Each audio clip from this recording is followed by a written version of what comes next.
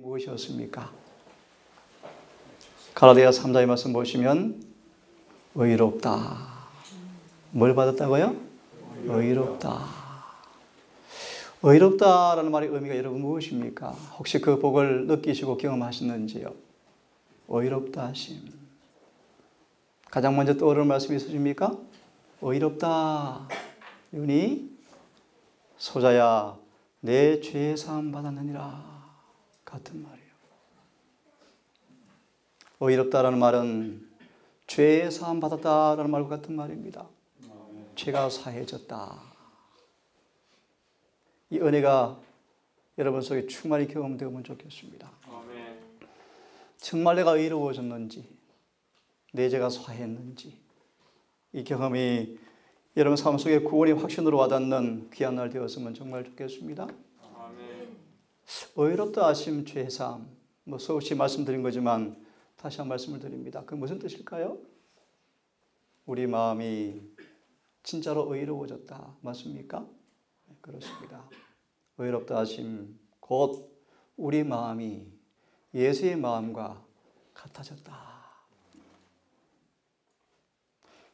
이런 놀라운 중생의 경험이 여러분 삶 속에서 또한 성령을 통해서 응하기를 간절히 바랍니다.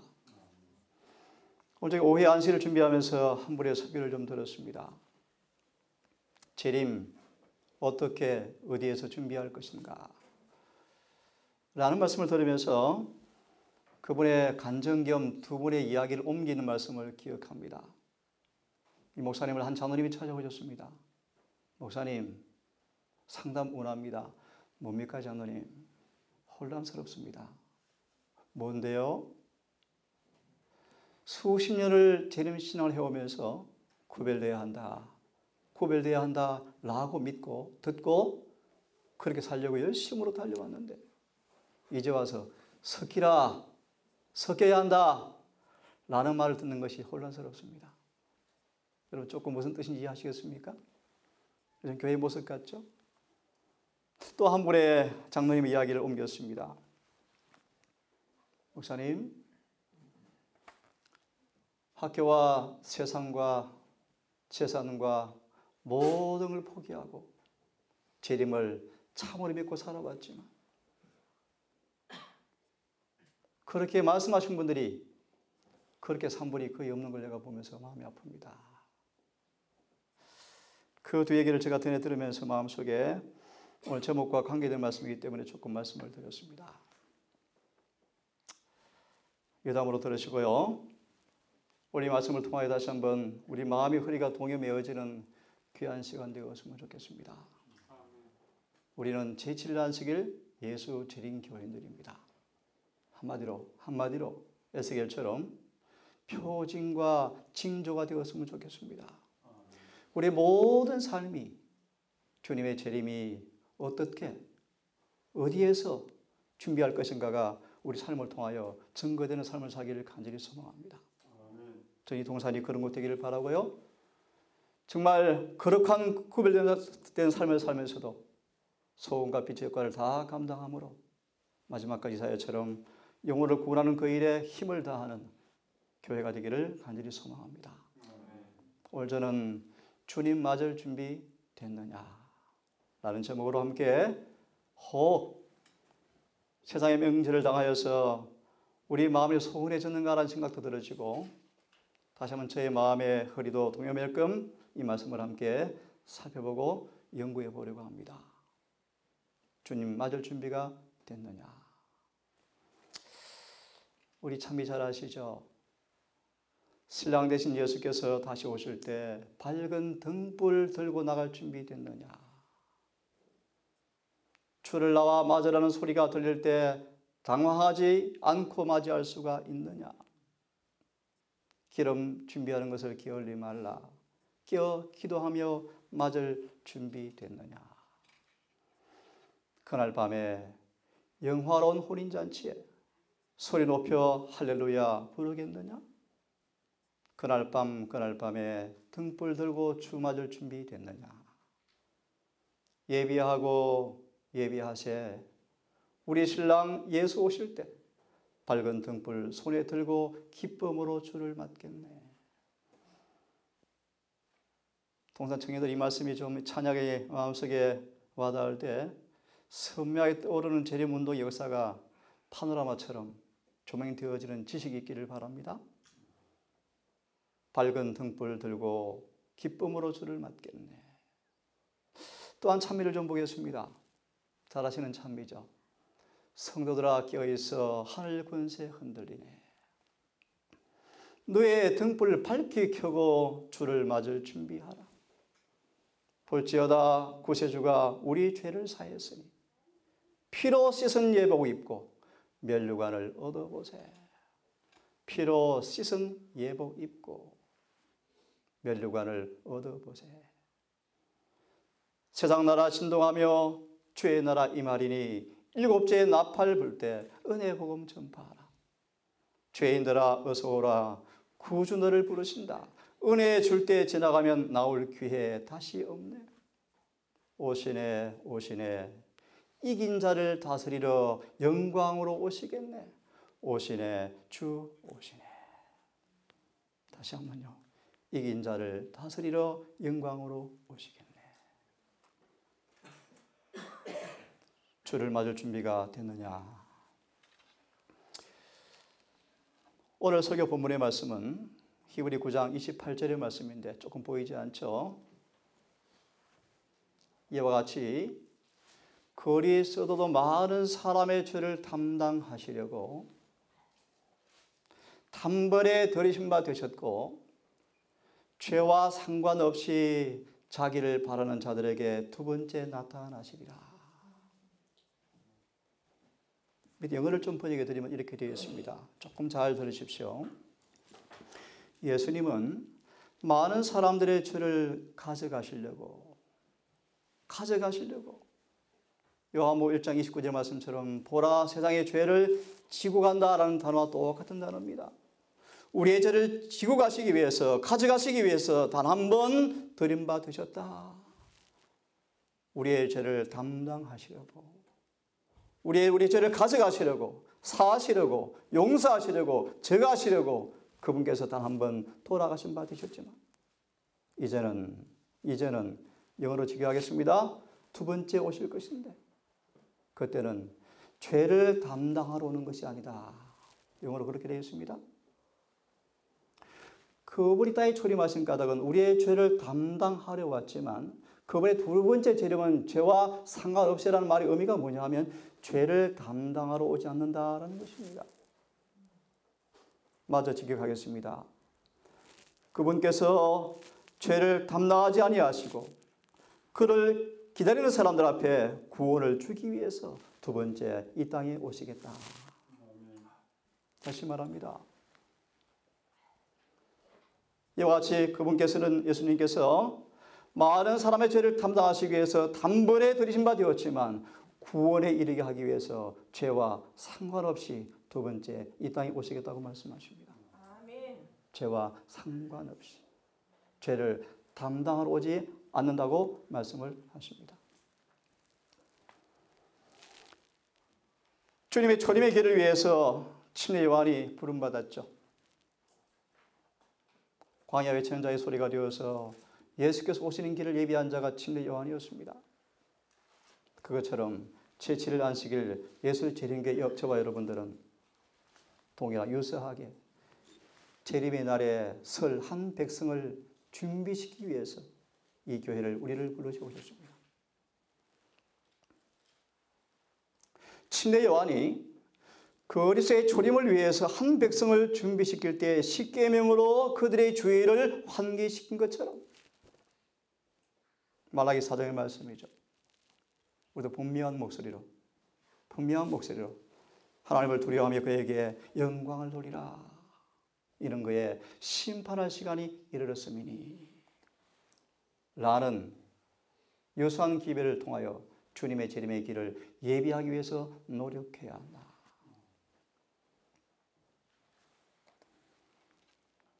제7일 안식일 예수 재림교회 짧게 주석합니다. 예수의 재림을 위해서 우리는 하나님의 계명을 지켜야 합니다. 예수의 재림을 준비하기 위해서 그분의 계명을 순종이 되어야 합니다. 라는 말의 의미가 이 교회의 명칭입니다. 좀 더 본의 말씀을 드리면 예수는 이렇게 말씀하십니다. 그리스도 율법이었고 동시에 복음이셨는데 영원한 복음을 전하는 천사는 하나님의 율법을 선포하고 있는데 이는 구원의 복음이 인간들로 율법에 순종케 하여 저들의 품성이 거룩한 모습을 닮을 수 있기 때문이다. 시간 관계상 그 다음 부분은 제가 약하겠습니다. 다른 예수, 다른 복음은요. 우리의 모습이죠, 여러분. 여자의 남은 자손은 하나님의 계명을 지킨다. 그들은 예수의 증거를 가진 자들이다. 예수의 증거를 말씀하시기를 예수님의 음성을 가지고 있는 교회다. 긴 추석은 하지 않겠습니다. 이 말씀을 드리고 싶어요. 남은 무리를 묘사한 사도 요한의 말씀을 통해서 증거는 그렇게 말합니다. 하나님의 계명을 지키며 예수의 믿음을 지키는 자라는 말의 의미가 무엇인가? 이것은 곧 율법과 복음을 의미하는 것이다. 제7일 안식일 예수 재림교회는 율법과 복음이라는 뜻입니다. 사실은요. 풀이하면요. 복음의 능력으로 계명을 지키는 사람들 뜻입니다. 좀 더 풀이하면요. 복음의 능력을 통하여 예수의 품성이 회복된 사람들. 이것이 재림교회 명칭의 의미입니다.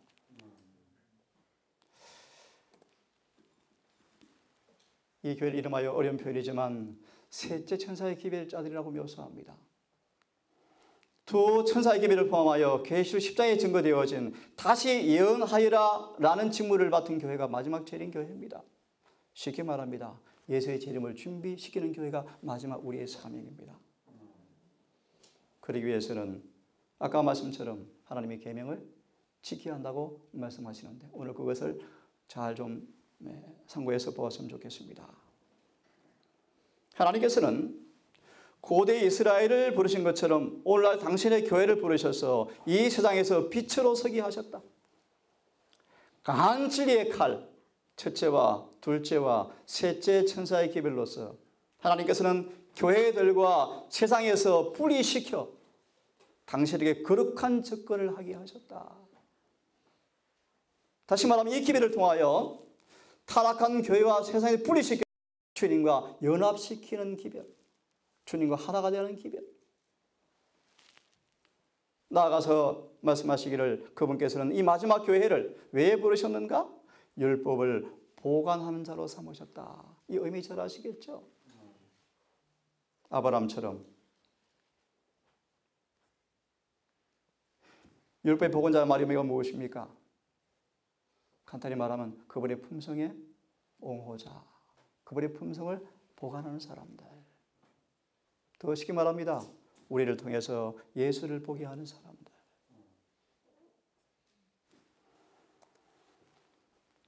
이것이 바로 요한계시록 14장의 기별로 말씀하시면서 같이 한번 읽어보면서 공부를 좀 하겠습니다. 시작. 그리스도들은 구원에 이르게 할 능력을 가지고 재림하신다. 이 사건에 대비해서 사람들을 준비시키기 위해서 그분은 첫째와 둘째와 셋째 천사의 기별을 보내셨다. 다시 상기하십시오. 그분은 죄와 상관없이 두 번째 오실 것입니다. 이 말의 의미를 오늘 이해하기를 원합니다. 다시 보십시오. 자, 히브리 9장의 본문을 좀 보겠습니다. 22절의 말씀입니다. 율법에 따라 그의 모든 것이 피로써 깨끗하게 되나니 피 흘림이 없은즉 죄 사함이 없느니라. 피 흘림이 없은즉 죄 사함이 없느니라 라는 말씀을 쟁투 418페이지로 말씀하십니다. 사유하는 일, 곧 죄를 없이 하는 일. 다시 말하면 예수께서 그분의 피를 통해서 우리에게서 우리의 죄를 사하신다. 죄를 없이 하신다. 그 일을 하기 위해서 그분께서 단번에 자신의 희생물로 자신을 드리셨다. 라고 말씀하시는 것입니다. 사면, 사여받는 것, 곧 죄를 없이 하는 것. 그러므로 하늘에서는 있는 것들의 모형들은 이런 것들로 깨끗하게 할 필요가 있어서 깨끗하게 라는 단어를 유의하십시오. 깨끗하게. 하늘의 것들 그 자체는 이런 것들보다 더 나은 희생물로 깨끗게 하여야 할지니라 라고 말씀하시는 것이죠. 깨끗게 한다. 죄로 모든 더러워진 것과 결점으로부터 해방시킨다 라는 말의 의미를 내포합니다. 그분의 피는 우리 모든 죄로 더러워진 것에서, 우리 모든 과오에 더러워진 것에서 우리를 깨끗게 해서 해방시키는 것을 의미한다고 말씀하십니다. 죄를 사유하시는 것, 죄를 없애는 것, 죄로 더러워진 것을 해방시키는 것, 모든 과오와 결점에서 우리를 자유케 하는 것, 그런 깨끗게 하기 위해 주님께서 당신의 피를 드렸다고 말씀을 하고 있습니다.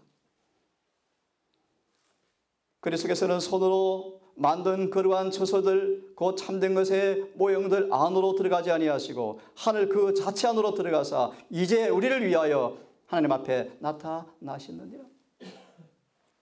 28절을 보기 위해서 보는 것입니다. 지금까지 성경 구절을 이 말씀으로 잘 요약해 보시기 바랍니다.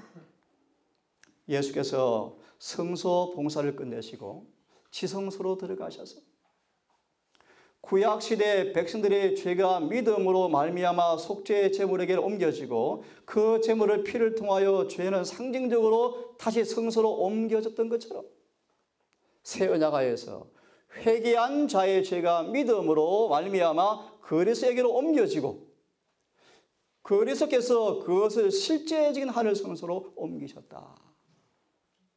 우리의 죄가, 회개한 죄가 예수께로 짊어지신 바 되어서 그 짊어진 바 된 그 죄가 성소로 옮겨졌다. 마치 지상 성소 정결이 그것을 더럽혔던 죄를 도말함으로 되었던 것처럼 하늘 성소의 실제적인 정결도 거기에 기록된 죄를 도말하거나 제거해 버림으로 이루어진다. 하늘에 용서는 받았지만 심판 때까지 기록되어진 죄의 기록을 실질적으로 지워주는 도말이 이루어진다고 말합니다.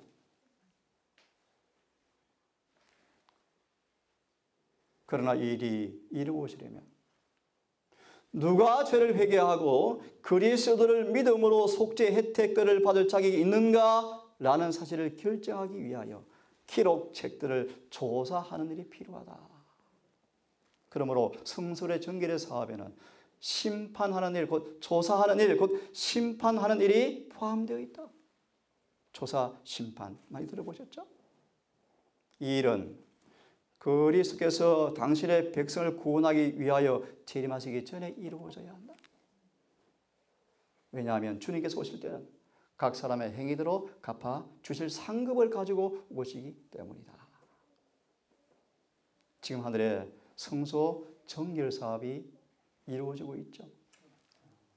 다시 말하면 용서받은 사람들의 모든 죄의 기록을 영원히 지워버리는, 죄를 영원히 없애하는 마지막 성소 정결 사업이 지금 이루어져 가고 있습니다. 아니 거의 끝나가고 있습니다.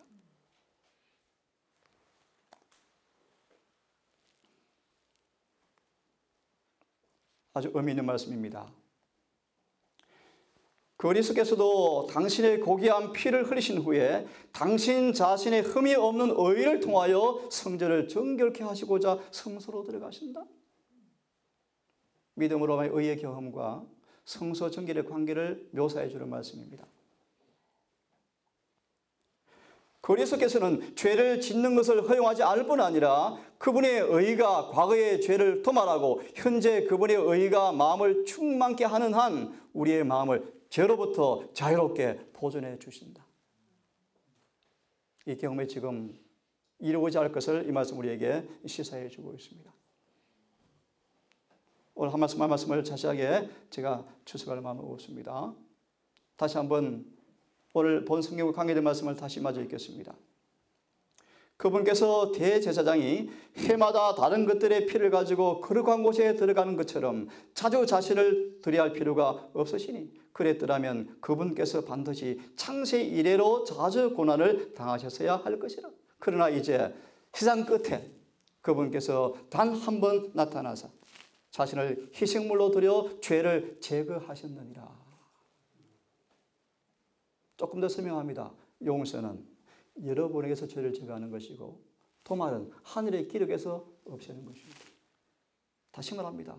용서, 친히 성화는요, 여러분에게서 죄를 제거하시고 상처를 다 낫게 하는 것이고, 도말은 상처 난 사람들의 죄의 기록을 지우는 게 도말입니다. 지금 그 일이 이루어져 가고 있습니다. 그러므로 그분이 이제 죄와 상관없이 오실 것입니다. 다시 반복합니다. 자신을 기다리는 자들에게 죄와 상관없이 두 번째 나타나서 구원에 이르게 하시겠다.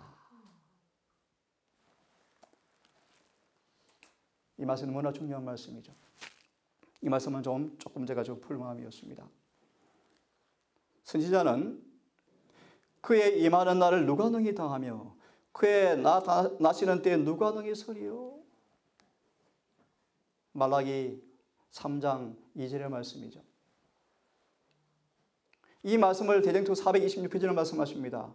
다니엘 8장 14절.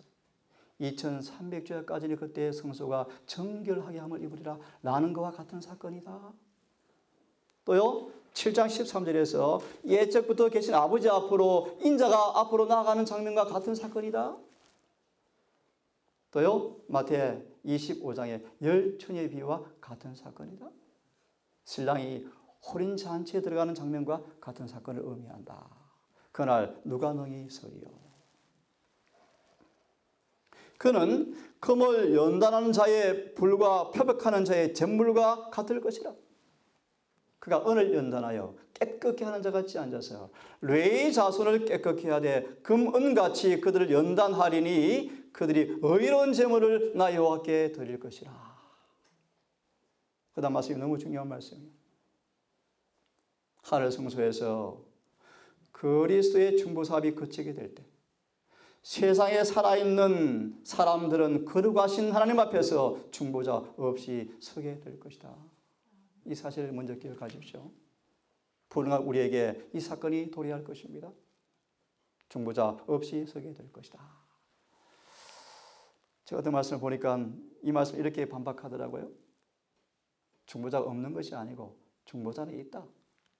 여전히 본성적 불가피함 때문에 생기는 실패와 연약함과 허물과 과오를 여전히 중보해 주신다 라고 외치는 것을 제가 보게 되었습니다. 그건 놔두겠습니다. 일단 이 말씀 그대로 말합니다. 여러분, 중보자가 없을 것입니다. 이분이 이 중보일을 끝내기 전에 우리 모두의 죄가 영원히 제거되는 복을 누리기를 간절히 바랍니다. 이어서 말합니다. 그들의 옷은 흠이 없어야 한다. 부담스러운 말씀입니까? 여러분, 복스러운 기쁜 소식입니까? 그들의 옷은 흠이 없어야 한다. 그들의 품성은 핏부림을 통하여 죄에서 깨끗해졌어야 한다. 세 번째입니다. 중보자 없게 될 걸 말씀하시면서 그러기 위해서는요, 옷은 흠이 없어야 하고 핏부림을 통하여 죄에서 깨끗해졌어야 한다. 성경을 공부해 보시면 핏부림이 두 번 있죠. 두 번.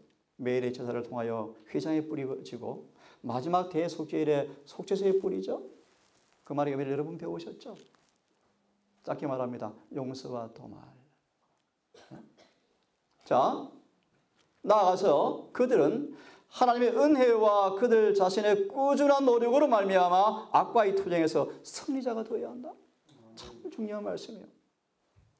다니엘 1장 18절에 관한 17절 8절에 관한 주석을 나중에 읽어보면 좋겠습니다. 다시 읽습니다. 은혜와 우리 자신의 꾸준한 노력을 통하여 죄에서 승리해야 한다. 은혜는 노력 대신 주는 것이 아닙니다, 여러분. 그 다음요. 하늘에서 조사 심판이 진행되는 동안 회개한 신자들의 죄가 성소에서 도말되고 있는 동안 세상에 있는 하나님 백성들 사이에는 정결케 하고 죄를 버리는 특별한 일이 이루어져야 한다.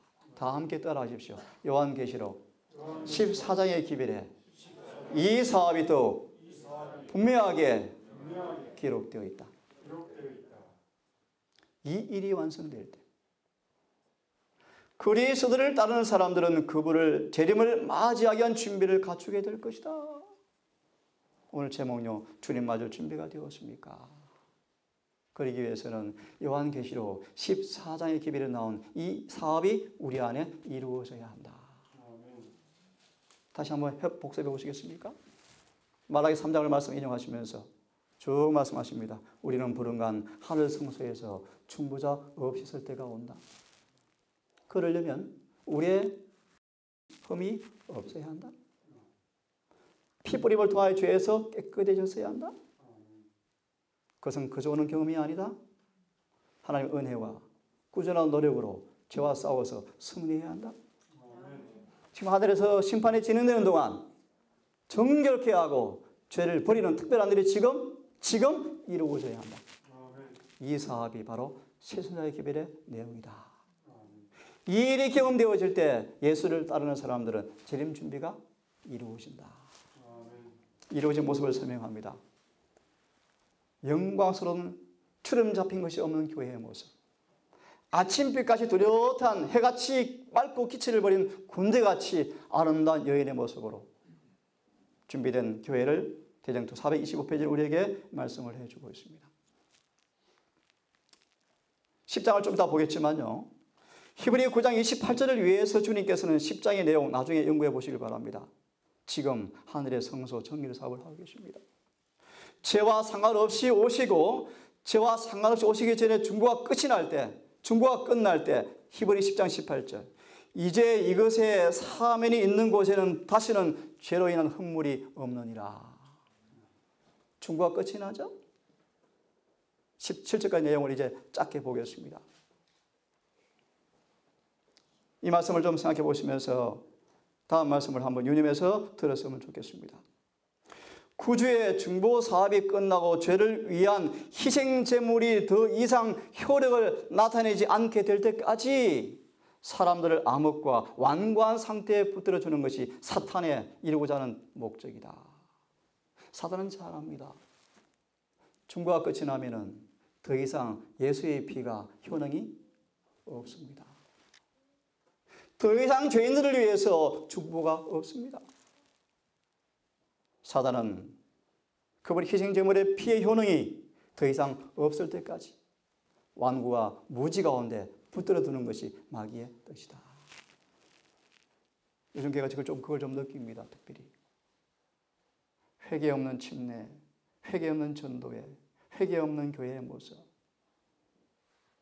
그 이유가 나는 뭔지 아십니까, 여러분? 소망 말씀처럼 유대교회처럼 죄가 무엇인가를 지금 다 속여놓았습니다. 이 시간 그걸 풀 마음이 없습니다. 죄가 무엇인지를 여러분 특별히 성령의 은혜를 통해서 낱낱이 알게 되기를 간절히 바랍니다. 특별히 하나 소개합니다. 여러분 지금 시편 90편 8절의 말씀처럼 우리의 숨은 죄까지 다 드러나서, 다시 말합니다.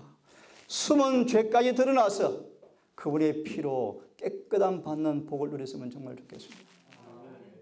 이런 비의 목적처럼 내 자신에 관한 철저한 지식을 통하여 모든 결정과 결함과 죄가 낱낱이 성령을 통해서 드러나서 회개하고 용서받고 모든 죄에서 깨끗해지는 경험이 있기를 간절히 바랍니다. 죄가 무엇인지 여러분 알기 원하십니까? 예수의 생애를 연구하십시오. 성결 연구하십시오.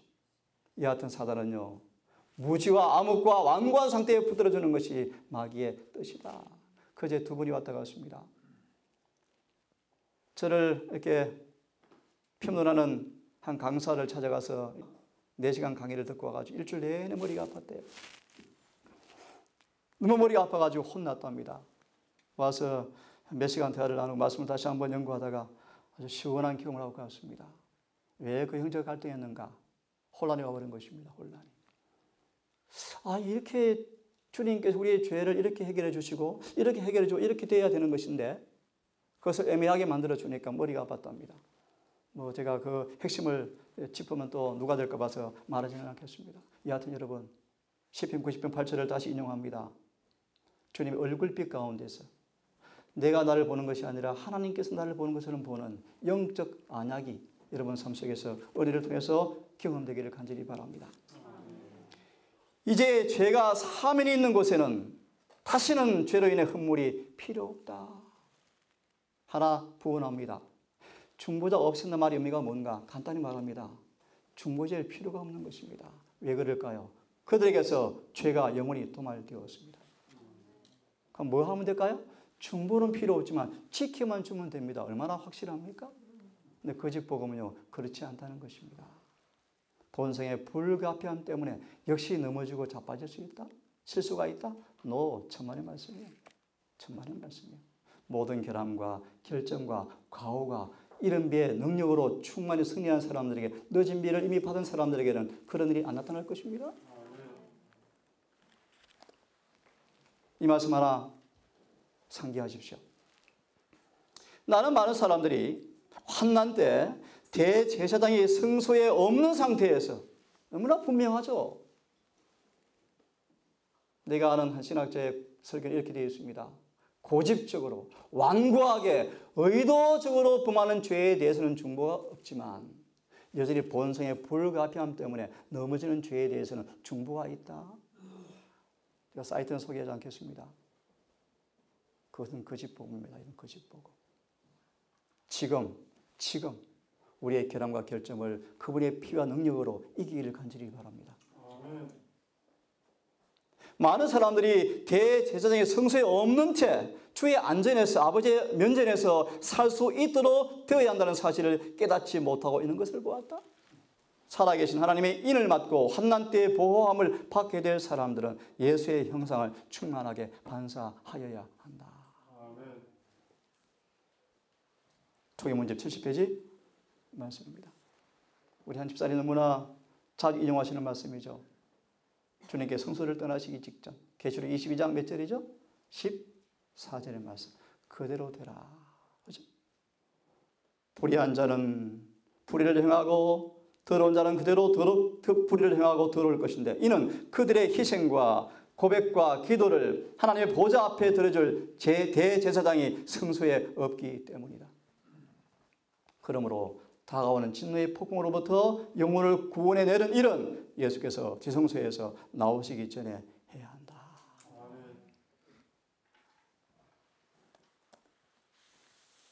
너무 잘 아시죠?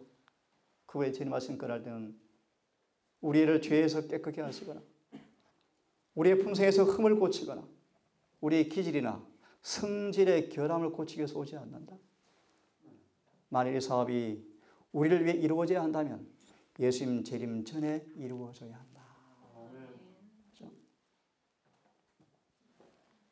우리에게 주어진 부합이 무엇인지를 정말 잘 이해하기를 간절히 바랍니다.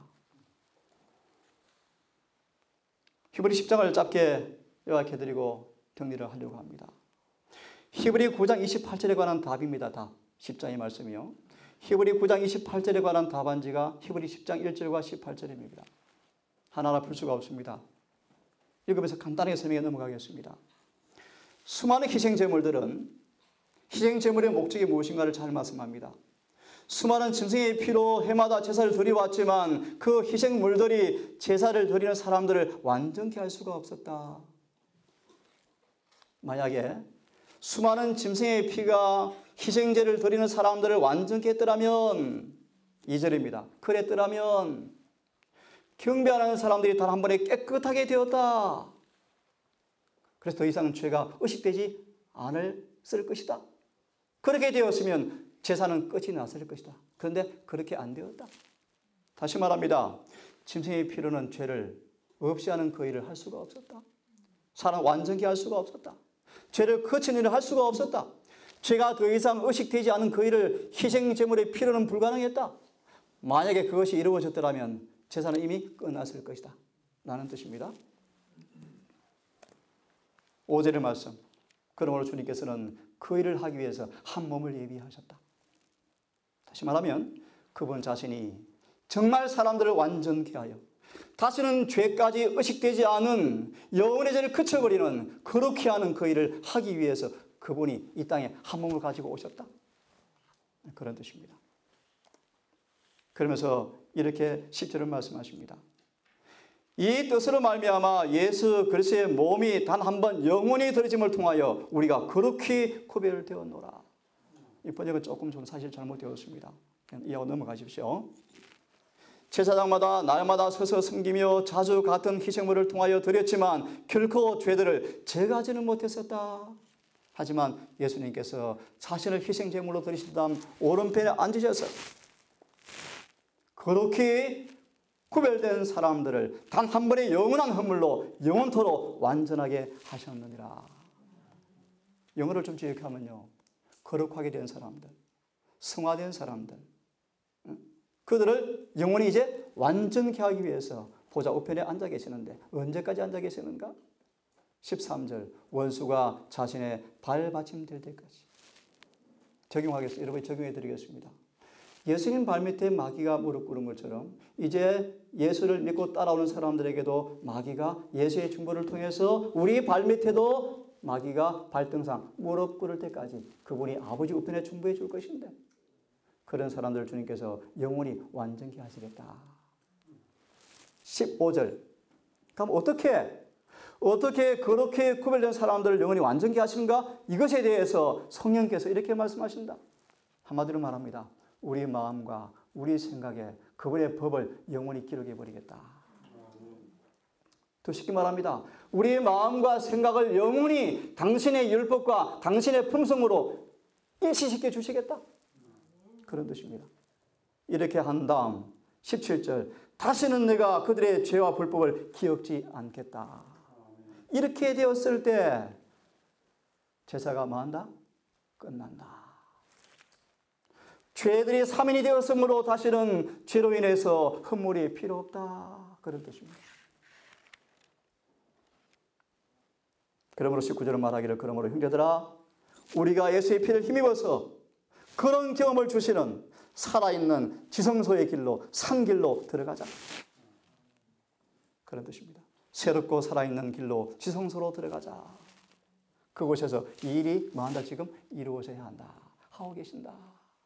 죄와 상관없이 오시기 위해서 지금 우리를 영원토록 거룩하게 된 사람들을 영원히 완전케 하시는, 영원히 죄를 제거해버리시는 우리의 마음과 생각을 영원히 당신의 율법과 조화시키는 그 일을 하시는데 그 일이 이루어지면 죄가 다시 기억되지 아니하고 그분의 제사가 끝날 터인데 그런 경험을 위해서, 그런 경험을 하도록 하기 위해서 우리에게 당신의 희생을 통하여 그 지성소로 들어가는 길을 주님께서 뭐 하셨다? 열어놓으셨다.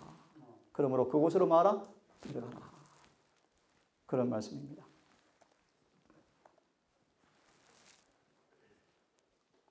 베드로가 가로되 너희가 회개하여 각각 예수 그리스도의 이름으로 침례를 받고 죄 사함을 얻으라. 그리하면 성령을 선물로 받으리라. 나아가서 회개하고 돌이켜 죄 없음을 받으라. 그리하면 유쾌하게 되는 날이 주 앞에 이를 것이요. 이것이 뭐라고 표현합니까? 늦은 비다. 이것이 바로 새롭게 하심이며 늦은 비의 큰 외침이다. 우리가 회개하고 죄 없음을 받는 그날, 유쾌한 날이 올 터인데, 죄가 영원히 없어지는 그날 유쾌한 날이 올 터인데 그 말씀을 증언은 말하기를 바로 뭐다? 늦은 비 성령이다 라고 말씀하고 있습니다. 늦은 비, 혹 주의 앞으로부터 오는 새롭게 하심이 이를 것이며 셋째 천사의 목소리가 높이 힘이 주어질 것인데 그리하여 마지막 7장이 부어질 때 성도들이 피하여 설 수 있도록 준비시키게 될 것이다. 여러분 같이 읽어보겠습니까? 설명은 314페이지 말씀입니다. 시작. 영접하는 자, 곧 그 이름을 믿는 자들에게는 하나님의 자녀가 되는 권세를 주셨으니 이 권세는 사람에게 있는 것이 아니다. 이 권세는 하나님의 권세이다. 사람이 그리스도를 받아들이게 될 때 그는 그리스도의 생애를 살 수 있는 능력도 받게 된다. 아멘. 요한복음 19장의 말씀입니다. 여러분 예수를 믿느냐? 예수를 정말 믿느냐? 믿을 때 성령을 받았습니까? 이 말입니다. 성령이 임하시는 사람들에게는 이 말씀처럼 권세를 받게 될 터인데 그 권세가 뭐라고요? 예수님처럼 살 수 있는 능력을 의미한다.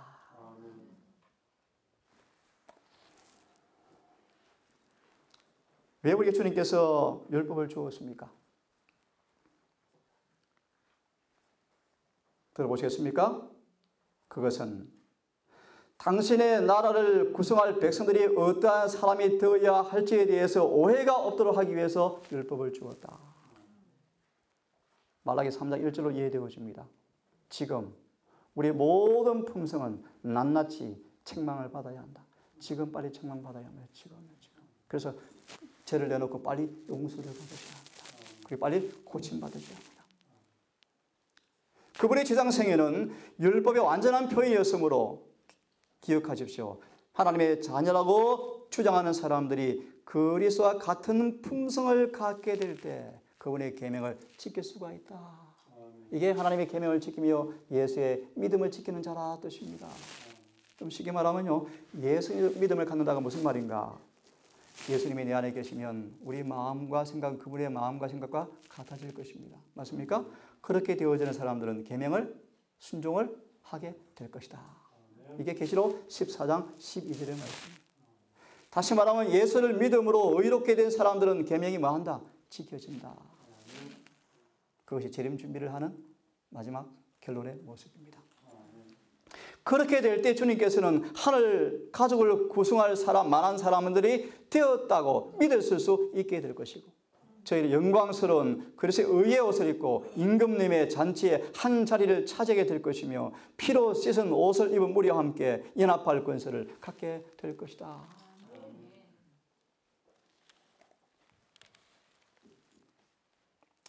설교를 마무리해 가겠습니다. 하나님 사랑이시죠.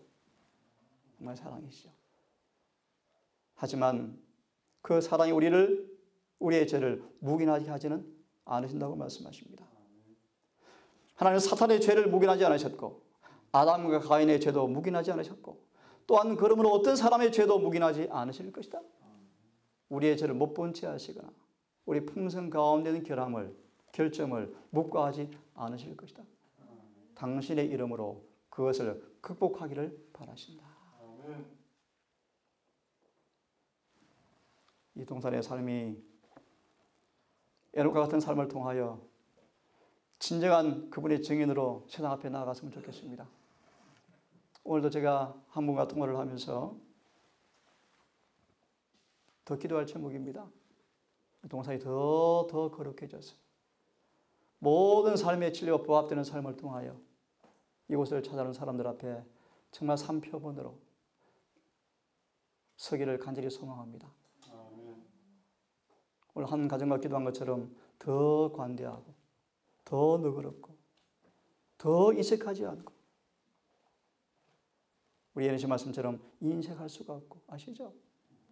아브라함이 조카에게 너가 먼저 선택하라는 것처럼 너가 우하면 나는 저 할게 라는 이기심 없는 그런 모습으로 이곳의 삶이 영위되어서 마음과 몸을 서성기 위해서 오시는 영혼들 앞에 실물 교훈으로 우리 가족들이 서기를 간절히 바라고요. 그런 봉사를 통한 영혼이 구원받는 역사가 있기를 간절히 소망합니다. 진리의 이름만을 믿는 것은 넉넉하지 않다. 교회의 농명책에 기록된 것으로 넉넉하지 않다. 계명들을 지키는 자는 주 안에 거하고 주도 저 안에 거한다. 우리가 주신 성령으로 말미암아 그가 우리 안에 거하시는 줄을 우리가 아느니라. 우리가 그의 계명을 지키면 이로써 저를 아는 줄로 알 것이요. 이것이 바로 참된 거듭남의 증거이다.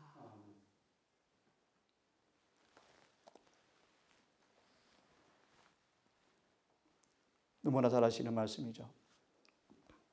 이 말씀은 여러분 수없이 들어도 중요한 말씀입니다. 당신의 완전한 순종으로 말미암아 모든 인류로 하여금 하나님의 계명을 지킬 수 있게 하셨다. 어떻게 해요? 우리가 우리 자신을 예수께 바치면 우리의 마음은 그리스도의 마음과 무대어지고 연합되고 우리의 뜻은 그분의 뜻에 합병되어지고 우리의 정신은 그분의 정신과 하나가 되어지고 우리의 생각은 그분에게 사로잡히게 되어서 마침내 그분의 생애를 살게 된다. 이것이 바로 의의 옷을 입는다는 의미이다. 속을 필요가 없겠죠, 여러분. 예수 믿을 오실 때 영접할 준비가 됐습니까? 의의 옷을 입고 있기를 바랍니다. 우리의 마음과 우리의 생각과 우리의 정신과 우리의 뜻이 주님의 요한복음 5장의 고백처럼 내가 아무것도 할 수가 없습니다. 내 안에 계신 아버지의 모든 뜻이 나는 승복할 뿐입니다.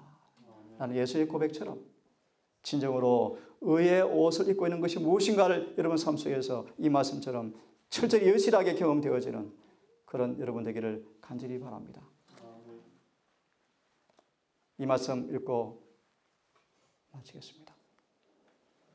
복음은, 신약의 복음은 구약의 표준을 낮추어서 죄인에게 맞게 하고 그가 죄 가운데 있는 것을 구원해 가는 것이 아니다.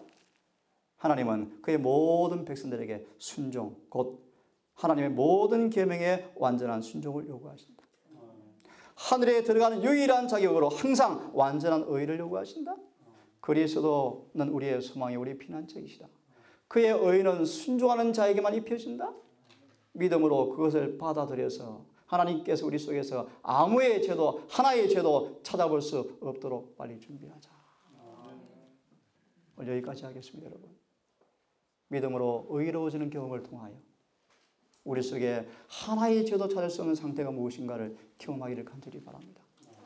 사단이 도무지 넘어뜨릴 수 없는 사람, 도무지 비집고 들어올 수 없는 사람, 다시 말합니다. 마음이 주님과 완전히 하나가 되어서 자신이 살지 않고 예수가 사는 사람, 그래서 그 속에 정말 죄가 없는 사람, 예수가 충만해서 죄와 상관없이 오시는 그날 평강 가운데서 예복 입은 모습으로 발견되어지는 우리 모두가 되기를 간절히 바라면서 오늘 말씀을 이렇게 마치겠습니다. 죄를 짓는 자마다 불법을 행하나니 죄는 불법이라. 그가 우리 죄를 없이 하려고 나타나신 바 된 것을 너희가 아나니 그에게는 죄가 없느니라. 그 안에 거하는 자마다 범죄하지 아니하나니 범죄하는 자마다 그를 보지도 못하였고 그를 알지도 못하였느니라. 자녀들아, 아무도 너희를 미혹하지 못하게 하라. 의를 행하는 자는 그의 의로심처럼 의롭고 죄를 짓는 자는 마귀에게 속하나니 마귀는 처음부터 범죄함이라. 하나님의 아들이 나타나신 것은 마귀의 일을 멸하려 하심이라. 그러므로 하나님께로 난 자마다 죄를 짓지 아니하나니 이는 하나님의 씨가 그 속에 거하며 저도 범죄치 못하는 것은 하나님께로부터 났습니다. 아버지, 이 말씀이 우리 삶에 이루어지기를 소망합니다. 성령을 통해 일이 이루어지게 하셔서 이 말씀이 그대로 문자적 그대로 이루어지는 참된 신앙의 도가 우리 삶의 경험이 되게 인도해 주시옵소서. 세상의 명제를 당하여 정든 부모, 형제를 찾아간 우리 많은 성도들을 기억하시고 그곳에서 동일한 마음과 생각으로 주를 경배하게 하시며 아름다운 가정의 사랑을 누리고 건강하고 밝은 모습으로 귀가할 수 있도록 도우시며 또 원근 각지에서 부모를 찾아오신 귀한 발들로 기억하셔서 이 안식일 주님 안에 진정한 행복과 하늘의 본향의 소망 가운데 기뻐하는 귀한 명절과 안식일 될 수 있도록 인도해 주시옵소서. 가는 걸음 지키시고 내일 밝은 날 주의 전에서 함께 예배를 드릴 때 신령과 진정한 예배를 통하여 주께서 임재하시는 귀한 시간 될 수 있도록 함께해 주시옵기를 우리를 사랑하시는 예수님의 이름 의지하여 감사하며 기도 올리옵나이다. 묵상하심으로 예배를 마치겠습니다.